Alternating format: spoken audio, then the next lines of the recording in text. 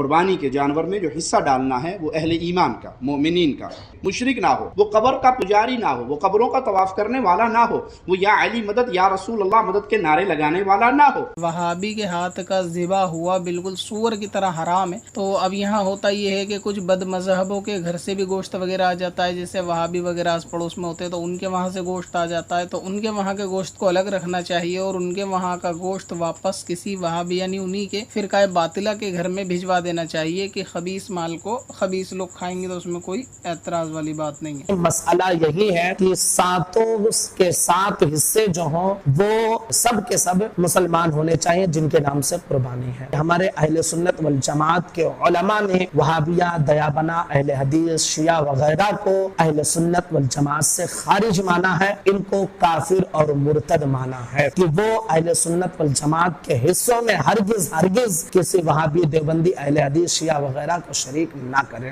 نہیں تو آپ کی قربانی برباد ہو جائے گی۔ میں یہ بات سمجھتا ہوں کہ وہ جو دو مظلوم شہید ساتھی ہیں ان کے خون کے لیے آواز کو اٹھانا یہ ہمارا مکمل طور پہ حق ہے۔ فیصل آباد کے RPO صاحب بھی یہاں پر موجود ہیں، انہوں نے کل رات مجھ سے رابطہ کیا اور اس بات کی یقین دہانی کروائی کہ حافظ صاحب آپ بے فکر رہیں، جو مجرم ہیں ان کو سزائے موت ملے گی، ان کو تحت دار تک پہنچایا جائے گا، اور اس مسئلے کے اندر کسی بھی قسم کے پریشر کو اور کسی بھی قسم کی بے ضابطگی کو قبول نہیں کیا جائے گا۔ جو اریسٹ کے حوالے سے ہماری کوشش ہوگی کہ ہم آج ہی اس کو اریسٹ کریں، ٹھیک ہے نا، زیادہ ٹائم دینا مطلب قتل کے مقدمے میں تو بالکل بھی وہ نہیں ہے، لیکن انشاءاللہ ودن 5-6 ڈیز ہمارا اگر میکسیمم ہوا، ادروائز ہماری کوشش ہے کہ 1-2 دن کے اندر اندر ہم ان کو پکڑیں۔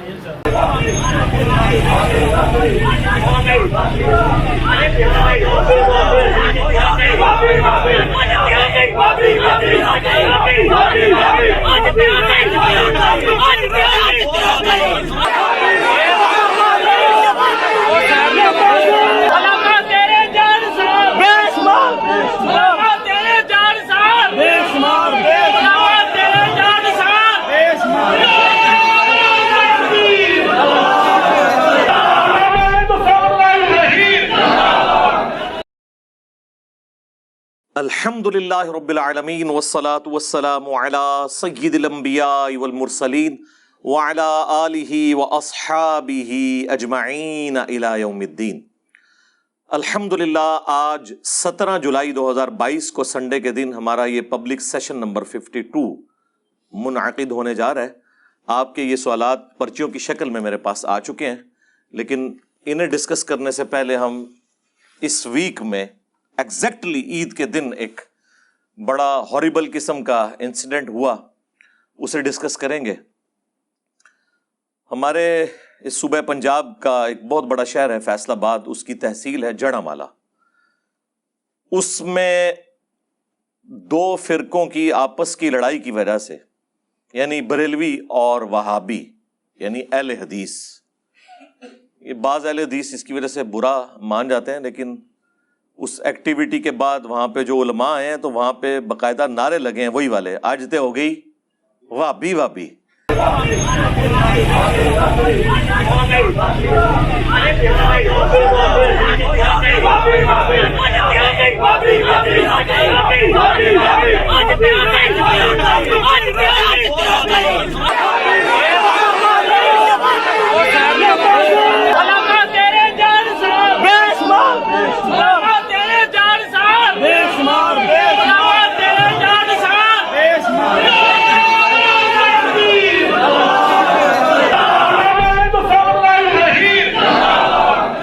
تو جب وہ خود اپنے آپ کو فخریہ کہہ رہے ہیں تو پھر ہمیں کہنے میں کوئی آر نہیں ہے، یہ ان کے لیے چھیڑ نہیں ہونی چاہیے۔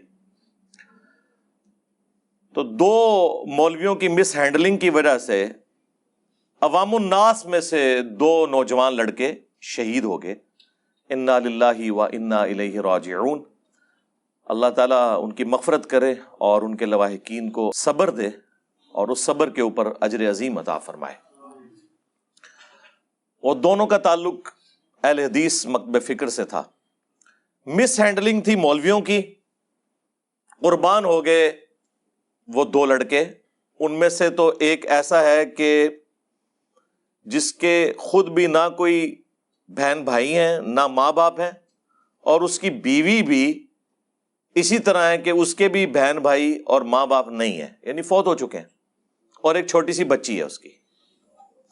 آپ ذرا اندازہ کریں کہ یہ لوگ کس طریقے سے عوام الناس کو یوز کرتے ہیں. مولوی نہ ان کا مرا ہے نہ ان کا مرا ہے، وہ بھی نہیں مرنا چاہیے، لیکن اگر کوئی مرنا تھا تو مولوی مرتے.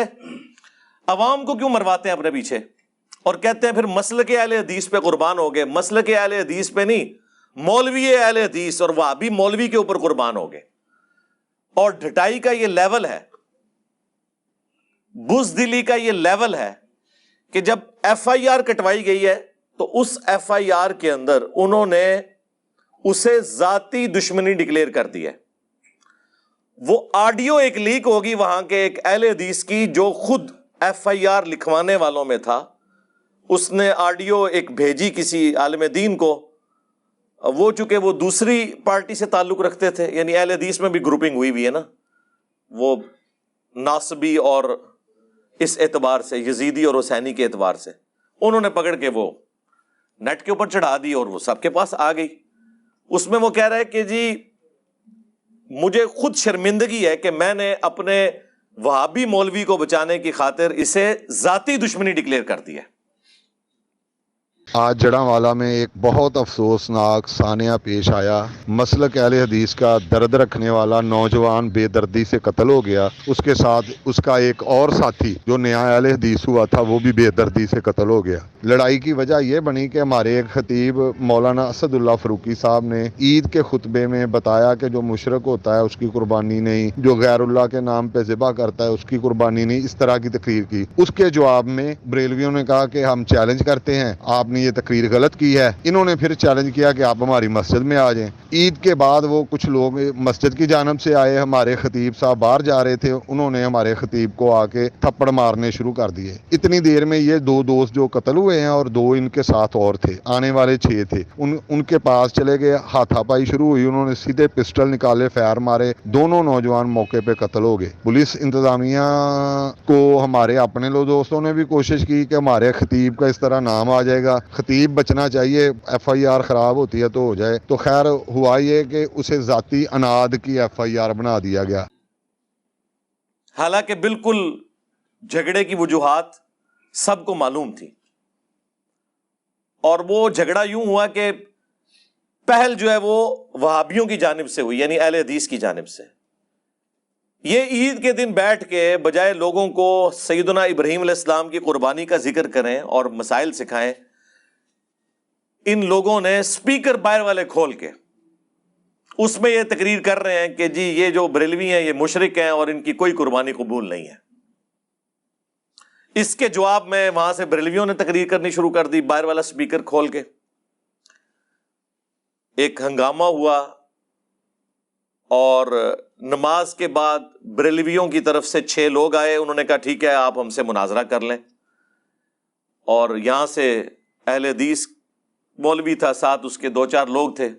وہ تلخ کلامی ہوئی. اسی دوران بریلویوں میں سے کسی نے پہلے پسٹل تیار کی ہوئی تھی، انہوں نے گولیاں سیدھی سروں میں ماری ان کے. وہ 2 نوجوان لڑکے جو ہیں وہ ایٹ دا اسپاٹ شہید ہو گئے. اس کی باقاعدہ ویڈیو، یعنی وہ بچوں کے وہاں پہ جو پڑے ہوئے ہیں وہ نوجوان لڑکے، ان کی باقاعدہ ویڈیو یوٹیوب کے اوپر تو اس طرح نہیں اویلیبل کیونکہ وہ ڈیلیٹ کر دیتے ہیں ریڈ کلر کی وجہ سے. سوشل میڈیا پہ وہ ویڈیو چل رہی ہے، وہ دیکھی جا سکتی ہے. یقین کریں دل خون کے آنسو ہوتا ہے. اس میں سب سے پہلے نمبر پہ یہ مجرم ہیں علماء جو لوگوں کو اس طریقے سے لڑواتے ہیں.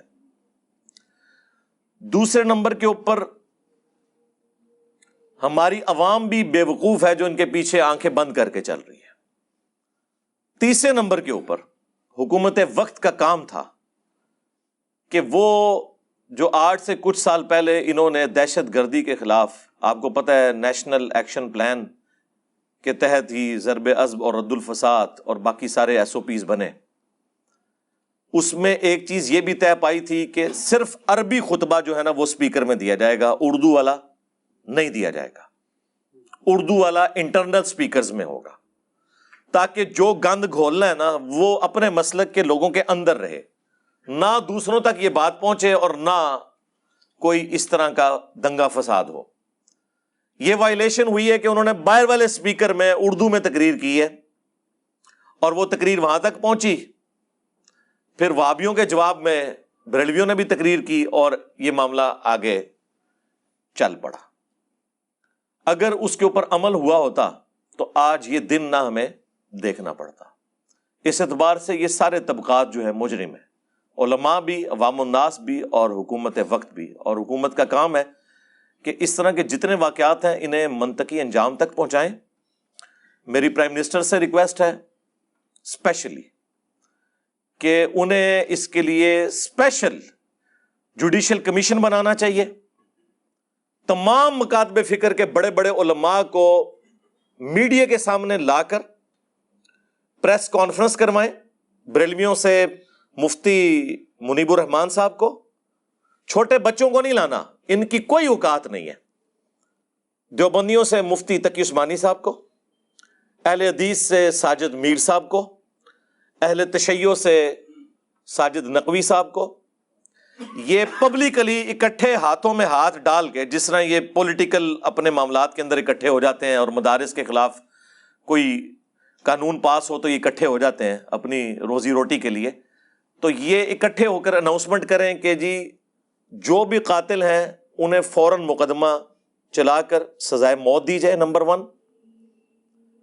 نمبر 2، وہ پابند کریں کہ آئندہ سے جو مولوی بھی اردو والی تقریر یا پشتو والی تقریر یا پنجابی والی تقریر یعنی ادر دین عربی سپیکر میں کرے اسے جیل میں ڈالا جائے۔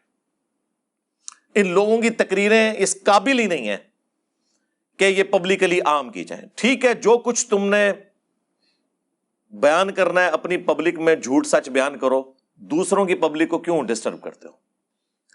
یہ حکومت کا کام ہے کہ فرنٹ سے لیڈ کرے اور اس طرح کے ایک واقعے کو منطقی انجام تک پہنچایا جائے تاکہ آئندہ آنے والے واقعات رک جائیں۔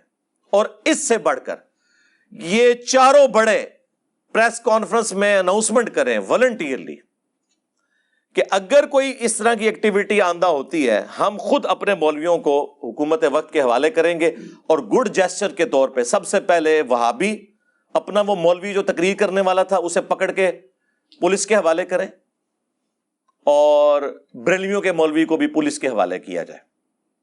ان کا کہیں ذکر ہی نہیں آ رہا اس حوالے سے، جی قاتل گرفتار ہو گیا، قاتل اور جو قتل کروانے والے ہیں وہ گرفتار تو نہیں ہوئے، وہ تو مولوی ہیں دونوں فرقوں کے، ان کا کہیں ذکر ہی نہیں ہے۔ ان کو پہلے پکڑنا چاہیے جنہوں نے اس طرح کی سوچ ڈیولپ کی ہے، جنہوں نے اس پورے کے پورے معاملے میں بنیاد رکھی ہے لڑائی کی، انہیں پہلے پکڑ کے اندر کیا جائے اور جو سزا ان کی بنتی ہے انہیں وہ سزا دی جائے۔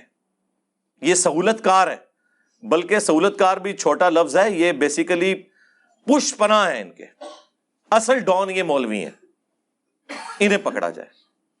تو یہ تو ہماری اس حوالے سے ریکویسٹ تھی۔ اب اس پورے واقعے کے اندر عید کے دن یہ واقعہ ہونا پاکستان کے لیے جو بدنامی کا باعث بنا، جو عام پبلک کے اندر اس کی دہشت پھیلی، اس کی ریمیڈی تو اتنی آسانی سے ممکن نہیں ہے۔ اب دونوں جانب سے مولوی پہنچ رہے ہیں، اور یہاں سے بھی اہل حدیث کے بھی مولانا صاحب جو ہے وہ مسجد میں پہنچے ہیں اور پولیس آفیسر کے ساتھ بیٹھ کے انہوں نے ایک پریس کانفرنس کی ہے کہ جی فی الفور جو ہے وہ قاتلوں کو گرفتار کیا جائے۔ وہ خیر گرفتار ہو بھی گئے بعد میں یہ بات سمجھتا ہوں کہ وہ جو دو مظلوم شہید ساتھی ہیں ان کے خون کے لیے آواز کو اٹھانا یہ ہمارا مکمل طور پہ حق ہے۔ فیصل آباد کے RPO صاحب بھی یہاں پر موجود ہیں، انہوں نے کل رات مجھ سے رابطہ کیا اور اس بات کی یقین دہانی کروائی کہ حافظ صاحب آپ بے فکر رہیں، جو مجرم ہیں ان کو سزائے موت ملے گی، ان کو تحت اعدام تک پہنچایا جائے گا، اور اس مسئلے کے اندر کسی بھی قسم کے پریشر کو اور کسی بھی قسم کی بے ضابطگی کو قبول نہیں کیا جائے گا۔ جو اریسٹ کے حوالے سے ہماری کوشش ہوگی کہ ہم آج ہی اس کو اریسٹ کریں، ٹھیک ہے نا، زیادہ ٹائم دینا مطلب قتل کے مقدمے میں تو بالکل بھی وہ نہیں ہے، لیکن انشاءاللہ ودن 5-6 days ہمارا اگر میکسیمم ہوا، ادروائز ہماری کوشش ہے کہ 1-2 دن کے اندر اندر ہم ان کو پکڑیں۔ اب آگے بھی چلا جائے نا کہ ان کو سزا تک پہنچایا جائے اور باقی مکاتب فکر کے لوگوں کو بھی بیچ میں شامل کریں، یہ نہیں ہے کہ آپ صرف ایک فرقے کے مسئلے کے طور پر اسے لے کر چلیں، اسے اسلام کے ایشو کے طور پر، پاکستان کے امن کے طور پر اسے لے کر چلیں تاکہ اس کا کوئی رزلٹ نکلے، ورنہ یہ تو واقعات ریپیٹ ہوتے رہیں گے۔ اور یہ وہ علماء ہیں جو کہتے ہیں جی انجینئر صاحب نے آ کے فتنہ کھڑا کیا ہے، ہم لوگ تو بالکل آپس میں شیر و شکر تھے۔ آپ کو نظر آ گیا، بلکہ وہ لاہور کے ایک مولانا نے کہا تھا کہ بریلوی، دیوبندی، اہل حدیث ایک تسبیح میں پرویا ہوا اتحاد بن چکا ہے۔ ہمارے مطالبات آپ کے سامنے ہیں، ہم آپ کو بارہا یہ کہہ چکے ہیں کہ اہل حدیث، دیوبندی اور بریلوی اتحاد ایک تسبیح کی طرح ہو چکا ہے، ایک قوت اور طاقت بن چکا ہے۔ ان لگ پتا کیا ہے نا تنو، کوئی تسبیح میں نہیں پرویا ہوا۔ اس کا جواب تو خیر ان کے اس بیان کے کچھ عرصے بعد ہی آ گیا تھا، جب بادشاہی مسجد کے باہر اس کے جواب میں بریلوی مولانا نے کہا تھا کہ جی چھڑ دو وہابیاں دی اذان دا کے احترام، وہابیوں کی اذان کا کیا احترام، ایتے سورا نے سور نے کہنا انہاں بڑیاں دے اخلاص منگو تو بڑے بڑے لوگ ان گداواں نو خیر پا ہی دیں گے۔ چلو جی چلیے، او بھابیاں دی اذان اے تے کڑا دے اے تے سور دے سور چل چلیے۔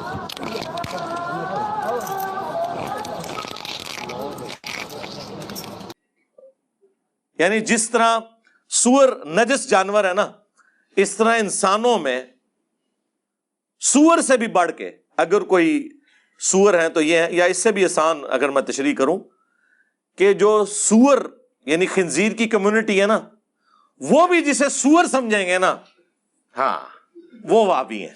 اور وہابی جب بریلوی کہہ رہا ہو تو اس سے مراد دیوبند اور اہل حدیث دونوں ہیں، کیونکہ وہ بادشاہی مسجد دیوبند کے پاس ہے، اہل حدیث کے پاس نہیں ہے، لہٰذا انہوں نے ان کو وہابی کہا۔ اگر وہ ان کو وہابی کہہ رہے ہیں تو جو اہل حدیث ہیں تو وہ آپ سمجھ لیں گے۔ وہ سیالکوٹ کے ایک مولانا تھے، وہ تقریر میں ان سے پوچھا گیا کہ یہ بتائیں کہ آپ کہتے ہیں دیوبندی بھی وہابی ہیں اور اہل حدیث بھی وہابی ہیں، ان دونوں میں فرق کیا ہے؟ انہوں نے کہا کہ جی ایک کتا ہے نا، یہ تو ہو گیا دیوبندی، اور اگر اس کتے کے کان بھی کاٹ دیے جائیں تو یہ وہابی ہو گئے، یعنی اہل حدیث۔ وہ وہابی دیوبندی اور یہ وہابی اہل حدیث، یہ ان کے آپس میں پیار محبت ہے، وہ آپ کو پتہ ہے۔ اور یہ جو قربانی والا ایشو جو جس کے اوپر سارا دنگا فساد ہوا ہے، ان کی باقاعدہ ذمہ دار علماء کی ویڈیوز موجود ہیں۔ وہ جو ایک لال رومال والے ہیں سعودیہ کے اندر، ان کی باقاعدہ ویڈیو موجود ہے کہ یہ جو کلمہ گو مشرک ہیں وہ بریلویوں کی طرف ہی اشارہ کر رہے ہیں۔ اگر ان میں سے کسی نے قربانی میں حصہ ڈال دیا اہل حدیث کے ساتھ تو ساری قربانی ضائع ہوگی۔ جی قربانی کے جانور میں جو حصہ ڈالنا ہے وہ اہل ایمان کا، مومنین کا، مشرک نہ ہو، وہ قبر کا پجاری نہ ہو، وہ قبروں کا طواف کرنے والا نہ ہو، وہ یا علی مدد، یا رسول اللہ مدد کے نعرے لگانے والا نہ ہو۔ اور اس کے مقابلے پہ بریلویوں نے تو کہا ہے کہ ہمارے بزرگوں نے وہابیوں کو مرتد ڈکلیئر کیا ہوا ہے، ان کی قربانی ضائع ہے، اور اگر انہوں نے ہمارے ساتھ کہیں حصہ ڈال دیا تو ہماری قربانی بھی فارغ ہے۔ وہابی کے ہاتھ کا ذبح ہوا بالکل سور کی طرح حرام ہے۔ تو اب یہاں ہوتا یہ ہے کہ کچھ بد مذہبوں کے گھر سے بھی گوشت وغیرہ آ جاتا ہے، جیسے وہابی وغیرہ آس پڑوس میں ہوتے ہیں تو ان کے وہاں سے گوشت آ جاتا ہے، تو ان کے وہاں کے گوشت کو الگ رکھنا چاہیے اور ان کے وہاں کا گوشت واپس کسی وہابی یعنی انہی کے فرقہ باطلہ کے گھر میں بھجوا دینا چاہیے کہ خبیث مال کو خبیث لوگ کھائیں گے تو اس میں کوئی اعتراض والی بات نہیں ہے۔ مسئلہ یہی ہے کہ ساتوں کے سات حصے جو ہوں وہ سب کے سب مسلمان ہونے چاہیے جن کے نام سے قربانی ہے۔ ہمارے اہل سنت والجماعت کے علماء نے وہابیہ، دیابنا، اہل حدیث، شیعہ وغیرہ کو اہل سنت والجماعت سے خارج مانا ہے، ان کو کافر اور مرتد مانا ہے کہ وہ اہل سنت والجماعت کے حصوں میں ہرگز کسی وہابی، دیوبندی، اہل حدیث، شیعہ وغیرہ کو شریک نہ کریں، نہیں تو آپ کی قربانی برباد ہو جائے گی۔ یعنی یہ ویڈیوز پہلے سے موجود ہیں، وہ کوئی نئی بات نہیں انہوں نے کی ہے، آلریڈی ان کے یہ عقائد ہیں۔ اور اس سے بھی بڑھ کر اگر ہم بات کریں حسام الحرمین کی، المہند علی المفند کی، احکام شریعت کی اور البریلویہ کتاب کی، تو یہ سارے فرقے ایک دوسرے کو بہت پہلے اسلام سے خارج کر چکے ہیں۔ حسام الحرمین میں احمد بریلوی صاحب نے 1905 میں یہ کتاب لکھی، جس میں انہوں نے ڈکلیئر کیا علماء دیوبند کے حوالے سے کہ یہ سب کے سب مرتد یعنی واجب القتل اور اسلام سے خارج ہیں۔ اور اس کے جواب میں 1906 میں جب المہند علی المفند دیوبند نے لکھی تو انہوں نے کہا کہ یہ جو بریلوی ہیں اور ان کی پوری جماعت انکلوڈنگ ان کے امام کے، یہ ایک شیطانی لشکر ہے جو ہم پر حملہ آور ہوا ہے۔ علماء دیوبند رضی اللہ عنہم پر، 14ویں صدی کے مولویوں کو رضی اللہ عنہم لکھا، جیسا کہ انبیاء پر شیاطین حملہ آور ہوتے تھے، یعنی انبیاء پر جو شیاطین حملہ آور ہوتے تھے وہ مسلمان نہیں ہوتے تھے، کافر شیاطین، یعنی کافر ڈکلیئر کر دیا۔ پھر یہی لاہور کا مولوی وہابی کہتا تھا نا کہ جی انجینئر صاحب ایویں کہتے ہیں کہ جی ہم ایک دوسرے کو مسلمان نہیں سمجھتے، اور میں نے ان کو چیلنج دیا تھا کہ کوئی بریلوی، کوئی اہل حدیث، کوئی دیوبندی کیٹاگوریکل سٹیٹمنٹ مجھے دے دے کہ ہمارے سوا سارے فرقے اگرچہ گمراہ ہیں لیکن جن عقیدوں پر قائم ہیں، انہی عقیدوں پر اگر انہیں موت آ گئی تو ایک نہ ایک دن اپنا عذاب بھگت کے جنت میں چلے جائیں گے۔ کوئی آج تک تیار نہیں ہوا، کیونکہ وہ دنیا میں عذاب کاٹے گا اپنے علماء اور اپنی عوام کا اگر یہ بات کرے گا۔ تو یہ وہابی ایک مولوی نے گلے پھاڑ کر کہا تھا کہ جا تیرا یہ بھی میں اعتراض دور کرتا ہوں، کوئی بریلوی ہو، کوئی دیوبندی ہو، کوئی اہل حدیث ہو، اگر شرک نہ کرتا ہو۔ ہم دیوبندیوں کو بھی مسلمان سمجھتے ہیں، بریلویوں کو بھی سمجھتے ہیں، جا دفع ہو جا، آج کے بعد اب دین کی بات نہ کر، جا تیرے اس چیلنج کا بھی جواب دیتا ہوں۔ کوئی بریلوی ہو، کوئی دیوبندی ہو، کوئی اہل حدیث ہو، اگر انہوں نے اللہ کی ذات کے ساتھ شرک نہ کیا ہوگا، اپنے گناہوں کو بھگت کے جنت میں چلا جائے گا۔ ہاں، تو پھر ہم ان کو کہتے ہیں کہ ماموں پارٹی۔ بریلوی بھی یہی کہتے ہیں کہ اگر کوئی وہابی ہو، چاہے کان کٹا ہو یا پورے کانوں والا ہو، یعنی دیوبندی ہو یا اہل حدیث ہو، اگر گستاخ رسول نہ ہو تو ایک نہ ایک دن وہ بھی جنت میں چلا جائے گا۔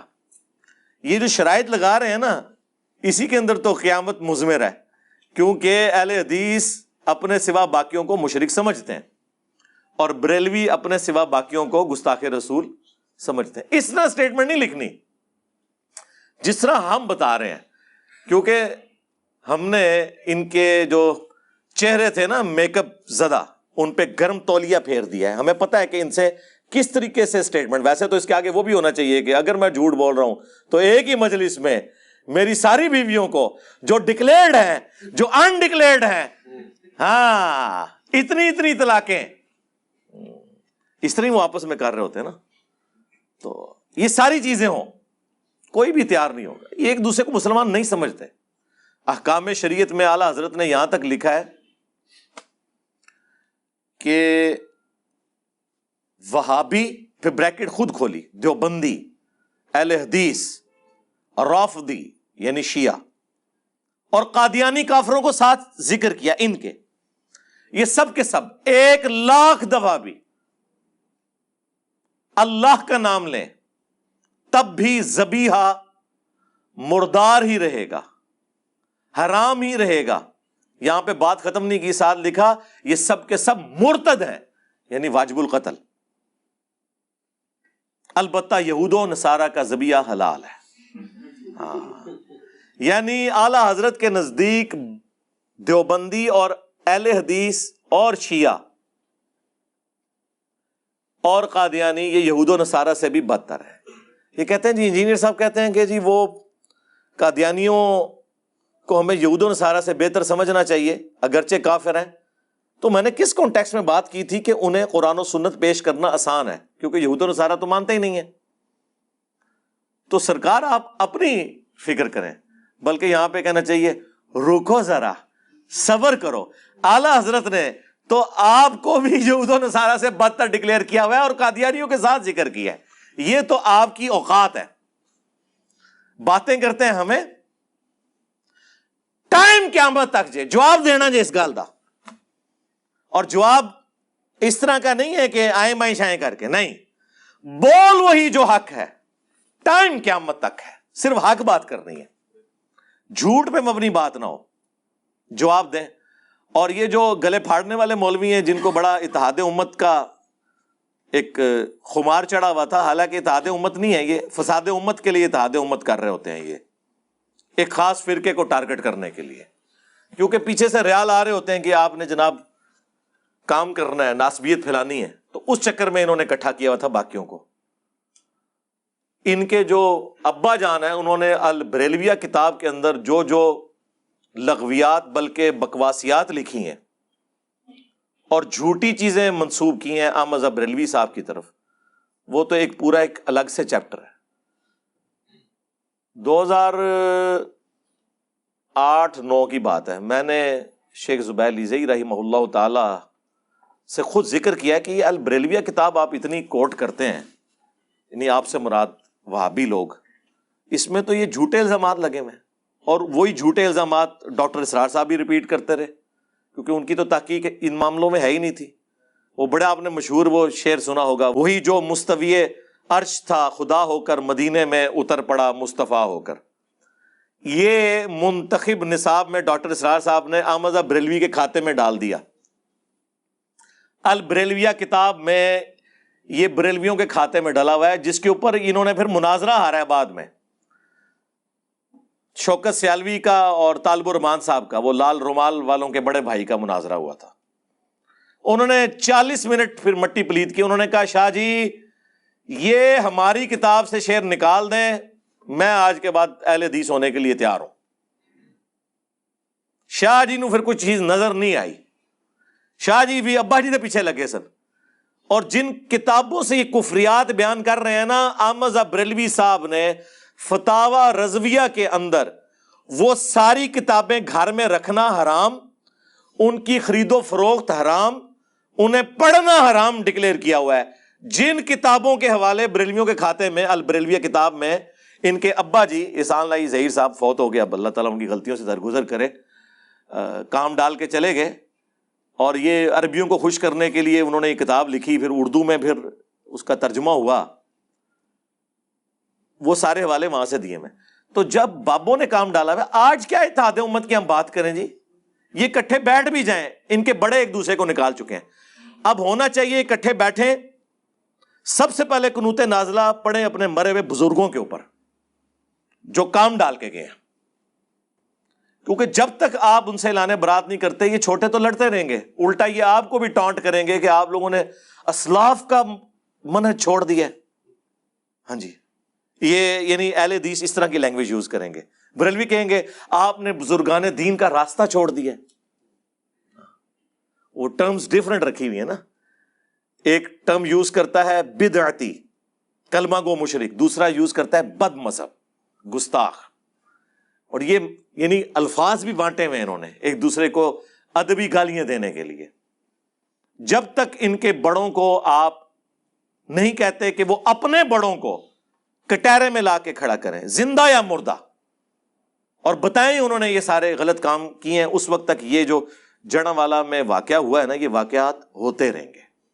کیونکہ ہم نے جس قسم کی تربیت کی ہے نا پچھلے خصوصاً 100-150 سال کے اندر, یہ رزلٹ آنے والی نسلوں کو بھی بھگتنے پڑیں گے. یہ معاملات اس طریقے سے چلتے رہیں گے. تو میں اس طرح کے ایشوز کے اوپر اتنا کھل کے اس لیے بولتا ہوں تاکہ جو پڑھا لکھا طبقہ ہے ایٹ لیسٹ وہ تو جرت کرے کہ اس طرح کے جو مولوی ممبروں پر بیٹھے ہوئے باتیں کر رہے ہیں, جب وہ اس قسم کی کوئی بات کریں تو انہیں روک دیں.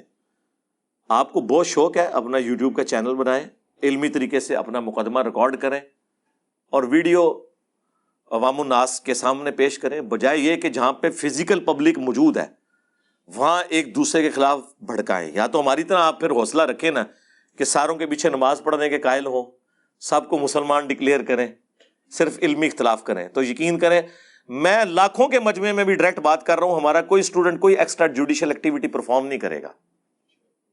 بھگت رہے ضرور ہیں کریں گے نہیں, تربیت ہی نہیں ہے ان کے, اس لیے کرتے ہیں کہ ان کی تربیت ہوئی ہوئی ہے. 2017 کے اینڈ پہ معاملات تھوڑے خراب ہونا شروع ہوئے جب پہلی دفعہ مجھ پہ مرڈر اٹیمپٹ ہوئی تھی اکتوبر میں 2017 میں. اس کے بعد پولیس والوں نے ہمیں کہا کہ آپ ایک ایفیڈیوٹ لکھ دیں ہمیں, باقیوں سے بھی ہم لے رہے ہیں تاکہ اکیڈمی میں کوئی جھگڑا نہ ہو کہ آپ یہاں پہ کوئی مناظرہ بازی یہ نہیں کریں گے. ایک لائن کا میں نے اس موقع کو غنیمت جانا, میں نے 8 پوائنٹس کا 2 صفحات کے اوپر ایک پورا کاؤنٹر نیریٹو لکھا. انہوں نے ایک لائن مانگی تھی, میں نے وکلاء سے مشورہ کر کے ایک بڑے بہترین انداز میں 8 پوائنٹس لکھے, ایک پورا کاؤنٹر نیریٹو ان کو بنا کے دیا, ڈی پی او کے ہاتھ میں دیا, ڈپٹی کمشنر کے ہاتھ میں دیا. پچھلی دفعہ بھی محرم میں انہوں نے بلایا تھا 2021 کے اندر, ابھی یہ آج 17 جولائی 2022 ہے, ابھی بھی 1-2 دن تک یہ پھر محرم کے معاملات شروع ہونے والے ہیں, 2 ہفتے تک محرم تقریباً شروع ہو جائے گا, تو میٹنگز پہلے ہی شروع ہو جاتی ہیں. پھر ان کو جا کے میں کاپی دیتا ہوں کہ یہ ان علماء سے اس کے اوپر تصدیق کروائیں کہ یہ بھی ایگری ہیں کہ ایک دوسرے کو مسلمان سمجھتے ہیں, ایک دوسرے کے پیچھے نماز پڑھنے کے قائل ہیں, ورنہ آپ جو مرضی کرتے رہیں, یہ لیپا پوتی ہے, پیچھے آپ کی وہ دیوار جو ہے وہ گرنے والی ہے اور آپ بس اس کے آگے پلستر کر رہے ہیں, کسی بھی وقت وہ گر جائے گی جب تک کہ آپ اس ایشو کو ایڈریس نہیں کریں گے جو سیپیج ہوئی ہوئی ہے. تو یہ جو کاؤنٹر نیریٹو یہاں پہ آپ کو باہر وہ لگا ہوا بھی اسٹامپ پیپر کے اوپر نا نظر آ جائے گا, ہم نے کئی ایک ویڈیوز میں اسے ڈسپلے کیا, اس میں بھی انشاءاللہ تعالیٰ کر دیں گے. اس میں باقاعدہ یہ ساری کی ساری چیزیں میں نے لکھ کے دی ہوئی ہیں کہ اس طریقے سے ان ایشوز کو ایڈریس کیا جا سکتا ہے, ادروائز کوئی اور راستہ نہیں ہے کہ آپ اس ملک کو رہنے کے قابل چھوڑیں. کل کو اگر یہ ملک سیکولرزم کی طرف جاتا ہے تو ہمارے جیسے لوگ بھی پھر شکریہ ادا کر رہے ہوں گے کہ شکر ہے کسی مولوی دے ٹائی نہیں چڑھ گیا. بہترین تو یہ ہے کہ اسلامک سسٹم آئے, لیکن اگر اسلامک سسٹم نہیں آتا تو ہمیں سوٹ کرتی ہے یہ بات کہ ہمیں مذہبی آزادی ہو, ہم بھی اپنی بات رکھ سکیں. یہ نہیں ہے کہ جو آپ کے مخالف بات کرتا ہے آپ اس کا گلا کاٹ کے رکھ دیں, اس پہ چڑھ دوڑیں, کیونکہ آپ کے پاس ان باتوں کے جواب نہیں ہے. تو میں اس لیے بالکل ننگی باتیں کرتا ہوں تاکہ اگر کسی کو وام بھی ہے نا وہ نکل جائے کہ یہ کوئی سدھرنے والے نہیں ہیں, یہ ڈائپرز کی عمر کے بگڑے ہوئے ہیں. ہمارے پنجابی میں محاورہ بولا جاتا ہے پوتڑیاں دے بگڑے نے, پوتڑا کہا جاتا ہے ڈائپرز جو آپ جن کو آپ پیمپر بھی کہتے ہیں, یہ اس عمر کے بگڑے ہوئے لوگ ہیں. یہ لوگ نہیں سدھرنے والے جب تک کہ آپ ان کے پرانے بزرگوں کی غلطیاں ان پہ ہائی لائٹ نہیں کرتے اور انہیں نہیں بتاتے کہ سارا کام انہوں نے ڈالا تھا اور غلط ڈالا تھا, بغیر کسی دلیل کے ڈالا تھا. اور ان کا جو توحید کے ساتھ کمٹمنٹ ہے یا عشق رسول ہے وہ تو ہم نے ویسے ہی کھول دیا ہے کہ جن اصول اور مبادی کے اوپر یہ دوسرے فرقوں کو گستاخ یا مشرک کہتے تھے وہی باتیں ہم نے ہر فرقے کے بزرگوں سے بھی ثابت کی ہیں, اور وہاں کے ان کی زبانیں گنگ ہو گئی ہیں. نہیں جی ان کو اجتہادی غلطی لگ گئی ہے جی, چونکہ ان کا منہج ٹھیک تھا اس لیے وہ ٹھیک ہے, اور دوسروں کو یعنی چشتی رسول اللہ پارٹی کہتی ہے اشرف علی رسول اللہ تو غلط ہے, اور اشرف علی رسول اللہ پارٹی کہتی ہے کہ جی چشتی رسول اللہ غلط ہے, اشرف علی رسول اللہ وہ آپ کو سمجھ نہیں ہے. ہمیں ہی تو سمجھ آیا ہے میرے بھائی, اور ہم نے ہر طریقے سے سمجھایا ہے اور بار بار سمجھایا ہے. آج پھر وہ رخ اس طرف چلا جائے گا, میں نہیں چاہتا کہ رخ کو اس طرف لے کر جاؤں. اینڈ پہ میں آپ کو اس کانٹیکسٹ میں ایک حدیث تو ضرور سناؤں گا, سنانے کو تو بہت کچھ ہے, لیکن یہ چیز بتانے کے لیے کہ اللہ کے محبوب صلی اللہ علیہ وآلہ وسلم کے ہاں صرف کلمہ پڑھنے کا کیا احترام تھا. بخاری اور مسلم دونوں میں حدیث ہے, ایک صحابی کہتے ہیں یا رسول اللہ صلی اللہ علیہ وآلہ وسلم بالفرض فرض کریں میں میدان جنگ میں ہوں اور میرے سامنے ایک کافر آ جائے, لڑائی کے دوران وہ میرا ایک ہاتھ بھی کاٹ دے. ذرا آپ نے سچویشن وہ جس طریقے سے ڈرامائی صورتحال اس صحابی نے بنا کے پیش کی ہے نا, وہ تو سمجھ رہے تھے کہ یہ فتویٰ کو میری مرضی کا ملے گا کہ یا رسول اللہ میں کافر سے لڑ رہا ہوں. حدیث بخاری میں بھی ہے مسلم میں بھی. لڑائی کے دوران اس نے میرا ایک ہاتھ بھی کاٹ دیا، میں شدید زخمی ہوں، پھر اچانک سے وہ میری تلوار کے نیچے آ جائے اور اینڈ ٹائم پہ وہ کلمہ پڑھ دے، اب بتائیں کیا کرنا چاہیے؟ تو سرکار یہ کسی مولوی سے تو مسئلہ نہیں پوچھا جا رہا تھا، یہ تو اللہ کے محبوب صلی اللہ علیہ وآلہ وسلم سے مسئلہ پوچھا جا رہا تھا۔ آپ نے فرمایا کہ تم اسے چھوڑ دو کیونکہ اس نے کلمہ پڑھ لیا۔ ان کا یا رسول اللہ میرا ہاتھ کاٹ دیا۔ آپ نے فرمایا اگر تم نے اسے قتل کیا تو قتل کرنے سے پہلے جس جگہ پہ وہ تھا نا، اس کے قتل کرنے کے بعد تم اس جگہ پہ آ جاؤ گے اور وہ تمہاری جگہ پہ آ جائے گا اللہ کے نزدیک۔ ہاں، یعنی تم مومن تھے اور وہ کافر تھا، تم کفر کی طرف چلے جاؤ گے، وہ مومن ڈکلیئر ہو جائے گا اللہ کے ہاں۔ یہ کتنا خطرناک معاملہ ہے۔ یہ حدیث میں نے آج پہلی دفعہ آن ایئر بیان کی ہے۔ وہ دوسری اسامہ ابن زید والی تو میں نے کافی دفعہ بیان کی ہے، وہ بھی اس کو سپورٹیو ہے، اس میں تو فزیکلی یہ واقعہ ہوا ہے، بخاری مسلم دونوں میں حدیث ہے۔ اسامہ ابن زید کہتے ہیں ایک جنگ کے دوران جب ایک کافر میری تلوار کی زد میں آ گیا تو ظاہر ہے اس نے ڈر کی وجہ سے، پاسبلٹی تو یہی تھی، اس نے کلمہ پڑھ دیا، پھر بھی انہوں نے اسے قتل کر دیا، لیکن دل میں قلق تھا۔ کچھ عرصے کے بعد نبی الاسلام کا ذرا موڈ چیک کیا اور تھوڑی جرأت کی بات کرنے کی، اور کہا یا رسول اللہ اس طرح یہ ہوا تھا میرے ساتھ، تو اس نے اینڈ ٹائم پہ کلمہ پڑھ دیا تو میں نے اسے قتل کر دیا۔ تو نبی علیہ السلام نے فرمایا کہ جب اس نے کلمہ پڑھ لیا تھا تب بھی تو نے اسے قتل کر دیا؟ تو انہوں نے عرض کی اے اللہ کے رسول اس نے تو ڈر کے کلمہ پڑھا تھا صلی اللہ علیہ وآلہ وسلم۔ اب کسی حد تک ان کی اسیسمنٹ درست تھی، ہم بھی ہوتے تو یہی اسیسمنٹ کرتے، این ممکن ہے کہ ایسا ہی ہوا ہو، لیکن اس کے بھی چانسز ہیں کہ ایسا نہ ہوا ہو۔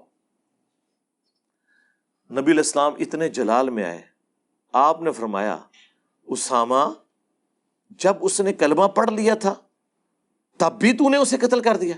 ان جملوں کو بھی آپ نے ریپیٹ کیا کہ یا رسول اللہ کر دیا کیونکہ اس نے ڈر کے کلمہ پڑھا تھا۔ پھر آپ علیہ السلام جلال میں آپ نے فرمایا اسامہ تو کیا کرے گا جب وہ قیامت کے دن کلمہ پڑھتا ہوا اللہ کے حضور تیرے خلاف مقدمہ قائم کر دے گا؟ اسامہ تو کیا کرے گا؟ اسامہ تو کیا کرے گا؟ اور یہ جو جملہ ہے نا کہ اسامہ تو کیا کرے گا، اسامہ تو کیا کرے گا، یہ رسول اللہ بار بار ریپیٹ کرتے رہے، یہاں تک کہ اسامہ کہتے ہیں کہ میرے دل میں خواہش ہوئی کاش حضور خاموش ہو جائیں اور آج سے پہلے میں کافر ہوتا، آج ہی کلمہ پڑھ کر مسلمان ہوتا، کم از کم میرے نامہ اعمال سے یہ گناہ تو دھل جاتا۔ یہ اسامہ ابن زید کہہ رہا ہے تسی میں تے شاعری کوئی نہیں۔ اسامہ نبی علیہ السلام کے پوتوں کی مانے تھا۔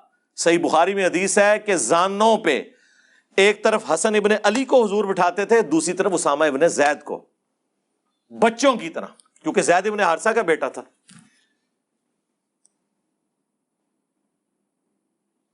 اور آپ دیکھ لیں کہ ان کی کیا حالت ہوئی ہے اس وقت، یعنی وہ جس شخصیت سے شفاعت کی امید ہے وہی کہہ رہے ہیں کہ تم کیا کرو گے۔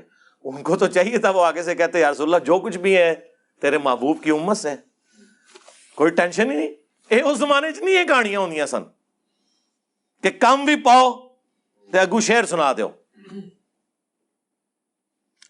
اور ایک مدنی پوائنٹ بھی اس میں عرض کرتے ہیں، جب نبی علیہ السلام نے فرمایا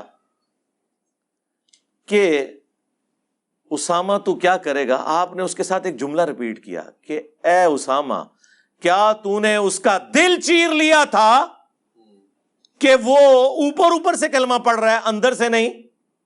یہ بھی ساتھ جملہ بولا، یہ میں نے اینڈ پہ سنبھال کے رکھا تھا کیونکہ اس کے ساتھ پھر میں نے آگے آپ کی اصلاح کرنی ہے۔ تو آگے سے اسامہ ابن زید نے قطعاً نہیں کہا کہ یا رسول اللہ میں نے دل چیر لیا تھا کیونکہ میرے قدموں کی جو خاک ہے وہ میرے گھوڑوں کے نتنوں میں بیٹھے، بلکہ میرے گھوڑوں کے قدموں کی خاک، یہی کہانی بنائی ہوئی ہے نا ان لوگوں نے، گھوڑے کے نتنوں میں بیٹھے اس کو بھی کوئی غوث کتب ابدال نہیں پہنچ سکتا. تو یا رسول اللہ جب غوث کتب ابدال ایک ہتھیلی پہ پوری کائنات کو دیکھتے ہیں, جی یا رسول اللہ میں نے دل چیر لیا تھا, تو ہم پھر کیوں نہ عرض کریں کہ اگر اسامہ ابن زید کا یہ سٹیٹس ہے کہ وہ کسی کا دل چیر کر نہیں دیکھ سکتے, تے بابت شے کوئی نہیں, نبی کے جیسا ہے ہی کوئی نہیں, بابت شے ہی کوئی نہیں, یعنی نبی علیہ السلام کے مقابلے میں, بلکہ آپ تو کہنا چاہیے صحابہ کرام کے مقابلے پہ. تو انہوں نے آگے سے نہیں عرض کی. یہ ایک حدیث یہ بات بتانے کے لیے کافی ہے کہ اللہ کے محبوب صلی اللہ علیہ وآلہ وسلم ظاہری کلمے کا بھی احترام کرتے ہیں اس شخص کے کہ جس نے تلوار کی نوک کے نیچے کلمہ پڑھا, ابھی اس نے کوئی نماز نہیں پڑھی, اسے ضروریات دین کا نہیں پتا. یہاں تو مولویوں نے کسی نے نواقض اسلام لکھی ہوئی ہے, ٹھیک ہے جی, کسی نے کچھ لکھا ہوا ہے کہ جی یہ عقیدے ہوں گے ورنہ وہ کافر ہوئے گا. اس بیچارے نے تو کچھ بھی نہیں سی پتا, صرف کلمہ پڑھا تھا. کیا بریلوی, دیوبندی, اہل حدیث, شیعہ ایک دوسرے کے کلمے کا احترام کرتے ہیں اس طریقے سے؟ میں ان کلمے کے احترام کی بات نہیں کر رہا کہ آپ چشتی رسول اللہ یا اشرلی رسول اللہ کا احترام شروع کر دیں. میں لا الہ الا اللہ محمد رسول اللہ یا اشہد ان لا الہ الا اللہ و اشہد ان محمد رسول اللہ, میں اس کلمے کی بات کر رہا ہوں. کیا یہ احترام کرتے ہیں ایک دوسرے کے؟ تو کاٹ دیتے ہیں. مسلمان کو کاٹ رہا ہے. سورۃ النساء میں ایک مسلمان مؤمن کو قتل کرنے کی سزا اللہ نے بیان کی ہے ہمیشہ کی جہنم, ہمیشہ کی, جس نے کسی مؤمن کو جان بوجھ کر قتل کیا. اور اسے سپورٹی وہ حدیث ہے سنن نبی داؤد کی کہ اللہ تعالیٰ یا تو قتل نہ حق معاف نہیں کرے گا یا شرک معاف نہیں کرے گا. ہاں جی, شرک بھی معاف نہیں ہونا. ان اللہ لا یغفر ان یشرک بہ ویغفر ما دون ذلک لمن یشاء. لیکن اس میں بھی اللہ تعالیٰ نے فرمایا تھا اللہ شرک کے گناہ کو نہیں معاف کرے گا, دنیا میں نہیں آخرت میں. دنیا میں تو اگر کسی نے شرک سے توبہ کر لی اللہ تعالیٰ اس کے گناہوں کو بھی نیکیوں سے بدل دے گا. سورۃ الفرقان آیت نمبر 70. آخرت میں معاف نہیں کرے گا. اور ساتھ آیا تھا کہ اس کے علاوہ جتنے گناہ معاف کر دے گا وہ بھی جس کے لیے چاہے گا. اس سے یہ پتا چلا کہ بعض گناہ ایسے بھی ہوں گے جو اللہ تعالیٰ جس کے لیے نہ چاہے تو نہیں معاف کرے گا, اور وہ ہے قتل نہ حق. یہ کہتے ہیں جی یزید مواحد تھا, ہاں قتل نہ حق بھی معاف نہیں ہونا. ایک کربلا تو انو دنیا چ بھی ہانٹ کرے گی اور آخرت چ بھی انشاءاللہ. یعنی مؤمن کے لیے یہ بات ہے کہ اگر مومن کو قتل کر دیا تو قتل نہ حق بھی اللہ تعالیٰ معاف کرنے والا نہیں ہے. اس کو تو چھوڑ دیں, جو قرآن کی آیت ہے سورہ المائدہ کی آیت نمبر 32, اس میں تو اللہ تعالیٰ نے فرمایا کہ صرف 2 ایکسیپشن ہیں, یا تو فساد فی الارض یا قتل کے بدلے قتل, وہ بھی جوڈیشری کے تھرو. اگر ان 2 ایکسیپشنز کے سوا کسی بھی شخص نے دوسرے شخص کو قتل کر دیا گویا اس نے پوری انسانیت کا قتل کر دیا. اور پھر ساتھ یہ ہے جس نے ایک جان کو بچایا اس نے پوری انسانیت کو بچا لیا. جان کی بات ہو رہی ہے, مسلمان غیر مسلم کی نہیں, کوئی بھی جان ہے, خواہ مسلم تھا خواہ غیر مسلم. لیکن یہ سورۃ المائدہ میں آیت نمبر 32 لکھی رہ گئی, پریکٹیکلی کوئی عمل نہیں ہو رہا. اس کو سپورٹی وہ صحیح بخاری کی حدیث کہ اگر کسی نے کسی ذمی کافر کو جو مسلمان حکومت کے اندر ٹیکس دے کر رہ رہا تھا, جزیہ دے کر, ناحق قتل کر دیا, قیامت کے دن وہ جنت کی خوشبو بھی نہیں پائے گا, حالانکہ جنت کی خوشبو 40 سال کی مسافت سے آ رہی ہوگی. یعنی قیامت کا دن 50,000 سال کا دن ہے نا, آخری جب 40 سال باقی رہ جائیں گے تو جنت کی خوشبو آنا شروع ہو جائے گی. لیکن اس شخص کو جنت کی خوشبو بھی نہیں آئے گی جس نے دنیا میں کسی ذمی کافر کو بھی ناحق قتل کیا ہوا. یہ صحیح بخاری شریف ہے جناب, مولانا شریف نہیں ہے. مومن کا قتل تو چھوڑ دیں سرکار, وہ تو اتنی سخت احادیث ہیں. جامعہ ترمذی میں حدیث ہے کہ نبی علیہ السلام نے فرمایا کہ ایک مومن کا قتل اللہ کے نزدیک اس سے بڑا جرم ہے کہ کوئی شخص پوری دنیا کو برباد کر دے. اب پوری دنیا کے اندر سب کچھ آتا ہے. جو جامعہ ترمذی میں سنن ابن ماجہ میں حدیث ہے کہ اے کعبہ تیری حرمت ہے اللہ کے نزدیک، لیکن ایک مؤمن کی حرمت تجھ سے بھی زیادہ ہے، اس کی جان تجھ سے زیادہ ہے اللہ کے نزدیک، کعبے سے بھی بڑھ کر. جامعہ ترمذی کی حدیث ہے، اگرچہ اس کی سند میں اختلاف ہے لیکن اسے سپورٹیو ایک صحیح بخاری میں حضرت عمر کا فتویٰ ہے. جب کسی علاقے میں کوئی قتل ناحق ہوا تو حضرت عمر نے کہا کہ اگر یہ پورا گاؤں بھی اس میں شریک ہوتا میں سب کو قتل کروا دیتا. اور وہ ترمذی کی روایت یہ ہے کہ اگر زمین و آسمان کی ساری مخلوقات مل کے ایک مومن کو قتل کر دیں، اللہ اس چیز کی پرواہ نہیں کرے گا کہ مرنے والا ایک ہے، اللہ سب کو اوندا منہ کر کے جہنم میں پھینک دے گا. اس سے زیادہ اور آپ کو کیسے سمجھایا جائے؟ جامعہ ترمذی میں حدیث ہے، سنن ابی داؤد میں، مشکات میں جو قتل ناحق کے حوالے سے چیپٹر، اس میں یہ ساری احادیث آپ کو مل جائیں گی کہ قیامت کے دن مقتول اپنے قاتل کو پیشانی کے بالوں سے پکڑ کر گھسیٹتا ہوا اللہ کے عرش کے پاس پہنچ جائے گا، اس حال میں کہ اس کی اپنی رگوں سے خون بہ رہا ہوگا، اور کہے گا کہ یا اللہ اس قاتل سے مجھے آج بدلہ لے کے دے کہ اس نے میری زندگی کیوں دنیا میں مجھ سے چھینی تھی. وہ ظاہر ڈیسٹنی تو ہے، ہر بندے کا ایگزٹ ہے، کسی کا ایئر کریش میں، کسی کا روڈ ایکسیڈنٹ میں، کسی کا ہارٹ فیلئر کے ذریعے، وہ اس کا ٹائم مقرر ہے، لیکن جو جرم کرنے والا ہے اسے تو سزا ملے گی. یہ اتنا سینسٹیو ایشو ہے. بخاری اور مسلم دونوں میں حدیث ہے قیامت کے دن سب سے پہلے قتل کے مقدمے کا فیصلہ ہوگا. ایک وہ حدیث ہے نا جو ابو داؤد کے اندر ہے کہ قیامت کے دن سب سے پہلے نماز کے بارے میں سوال ہوگا. وہ حقوق اللہ کا معاملہ ہے. اللہ کے حقوق جب ڈسکس ہو رہے ہوں گے نا تو پہلے نماز کے بارے میں سوال ہوگا. اور وہ حدیث تو ابو داؤد کے اندر تھی، یہ حدیث بخاری اور مسلم دونوں میں ہے کہ قیامت کے دن سب سے پہلے قتل کے مقدمے کا فیصلہ ہوگا. قتل ناحق اللہ کے نزدیک اتنا سینسٹیو ایشو ہے جسے مسلمانوں نے بس اس طرح سمجھ لیا جس طرح ناک پہ مکھی بیٹھی تھی اور اڑا دی. اور اس وقت مسلمانوں کا ایٹیچیوڈ پوری دنیا کے لوگوں کے لیے، چند لوگوں کا ایٹیچیوڈ، سارے مسلمانوں کی بات نہیں کر رہا، وبال جان بنا ہوا ہے. اس دنیا کو ان لوگوں نے رہنے کے قابل نہیں چھوڑا. مسلمان سے ڈرتا ہے. آپ کسی پبلک پلیس پر پاکستان میں رفع الیدین سے نماز پڑھ رہے ہیں، آپ کو یہ خطرہ نہیں ہے کہ وہاں جو صفائی کرنے والا کرسچنز میں سے کوئی ہے وہ آ کے آپ کو جھاڑو بھی مار دے، یا پاس سے کوئی ہندو گزر رہا ہے تو آپ کے اوپر اٹیک کر دے. لیکن اگر پاس سے کوئی عاشق رسول گزر رہا ہے پھر تسی اپنی خیر بنا لو. وہ عاشق رسول یہ ہے کہ نبی کی سنت دیکھ کے اس کا خون کھولتا ہے.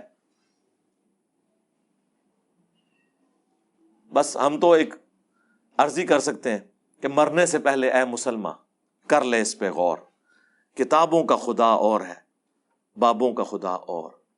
کتابوں کا پیغمبر اور ہے اور بابوں کا پیغمبر اور. اگرچہ وہ اسی پیغمبر کو، اسی رب کو مانتے ہیں لیکن ان کوالٹیز کے ساتھ نہیں جو کتابوں میں رپورٹ ہوئی ہیں، بلکہ ان کوالٹیز کے ساتھ جو انہوں نے خود اختراع کی ہیں یا ان کے اپنے بابوں نے انہیں سکھائی ہیں. صلو علی محمد و آل محمد. اللہم صلی علی محمد وعلی آل محمد و اصحاب محمد و ازواج محمد و امت محمد اجمعین الی یوم الدین. آمین.